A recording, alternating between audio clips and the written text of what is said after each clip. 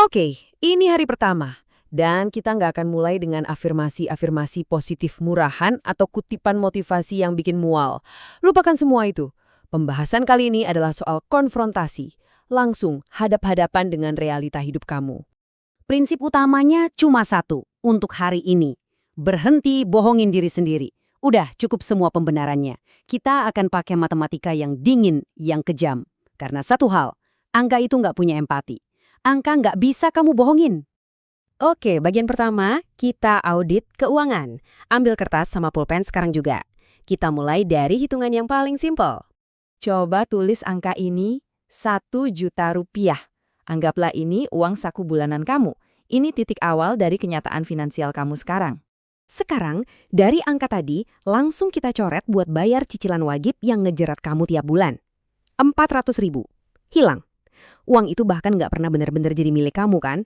Sisanya berapa? 600.000 rupiah. Sekarang, coba bagi angka itu dengan 30 hari. Hasilnya, 20.000 rupiah. Nah, itulah jatah kamu buat bertahan hidup setiap hari. Coba resapi angka itu, 20.000. Itu bukan standar hidup. Sama sekali bukan. Itu cuma biaya yang kamu bayar buat menunda kematian sampai besok pagi. Sadar nggak? Internet yang kamu pakai, makanan yang kamu makan, bahkan atap di atas kepala kamu, semuanya itu disubsidi. Kamu nggak mandiri. Kalau kita lihat dari data, secara statistik, posisi kamu saat ini adalah beban operasional. Sebuah liabilitas, bukan aset. Sekarang kita pindah ke sumber daya yang jauh lebih penting dari uang, waktu kamu. Coba buka pengaturan di HP kamu sekarang. Ayo, kita hadapi kenyataannya. Coba deh lihat screen time kamu. Berapa jam hari ini yang kamu bakar cuma buat liatin layar tanpa tujuan yang jelas? Berapa lama kamu nunda tugas kuliah sampai detik-detik terakhir cuma biar punya alasan buat ngerjain seadanya? Lihat deh, ketimpangan yang parah ini. Kamu menukar kemajuan hidupmu dengan hiburan sesaat yang nggak ada artinya. Dan yang paling parah, ini adalah pola penghancuran diri yang kamu pilih dengan sadar setiap hari. Kamu sering kan nolak ajakan teman alasannya hemat atau lagi mager? Padahal kenyataannya apa? Kamu sengaja ngurung diri buat nge-scroll, buat aktivitas yang justru ngerusak sistem dopamin di otak kamu. Bikin kamu makin males, makin gak termotivasi. Terus, setelah berjam-jam buang waktu, rasa bersalah muncul kan? Akhirnya kamu push up gak jelas. Dengan harapan keringat itu bisa ngebilas rasa jijik di kepala. Berhenti bohong, itu bukan olahraga. Itu cuma pelarian putus asa dari kenyataan. Jadi, ini tugas kamu untuk hari pertama. Cuma satu, dan ini nggak ada negosiasi.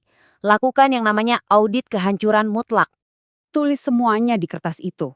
Tulis deadline tugas mana aja yang sengaja kamu hindari.